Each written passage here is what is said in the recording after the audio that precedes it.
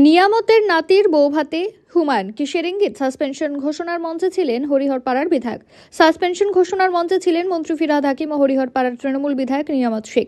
সে বৈঠকে 3 ডিসেম্বর দলগতভাবে সাসপেন্ড করা হয়েছিল ভরতপুরের তৃণমূল বিধায়ক হুমায়ুন কবিরকে। আর ঠিক 1 মাসের মাথায় সে নিয়ামত শেখের নাতির বৌভাতের অনুষ্ঠানে হাজির হুমায়ুন। সোশ্যাল মিডিয়ায় ছবি পোস্ট হতেই জমাট বাঁধল নতুন রাজনৈতিক কৌতূহল। 20 ডিসেম্বর নতুন দল গঠন করে হুমায়ুন ঘোষণা করেছেন আসন্ন বিধানসভা নির্বাচনে তার দল 135টি আসনে প্রার্থী দেবে এবং সরকার গঠনে নিয়ন্ত্রক ভূমিকা নেবে। তার দাবি, তৃণমূলের একাধিক বিধায়ক ও নেতা ইতিমধ্যেই যোগাযোগ করছেন। সে অবস্থায় তৃণমূল বিধায়ক নিয়ামতের পারিবারিক অনুষ্ঠানে তার উপস্থিতি ঘিরে রাজনৈতিক মহলে কৌতূহল বেড়েছে।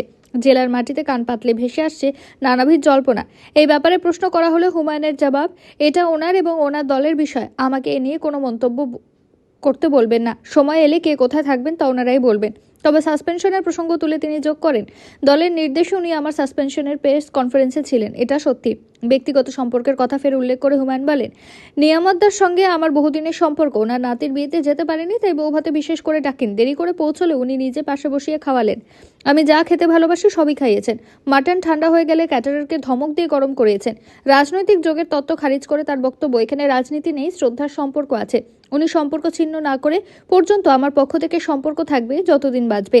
অর্থাৎ ছবির এক ফ্রেমে একদিকে সাসপেনশন স্মৃতি, অন্যদিকে সৌজন্যের উষ্ণতা, যা নিয়ে জল্পনা ছড়িয়েছে তৃণমূল ও জেলা রাজনীতিতে।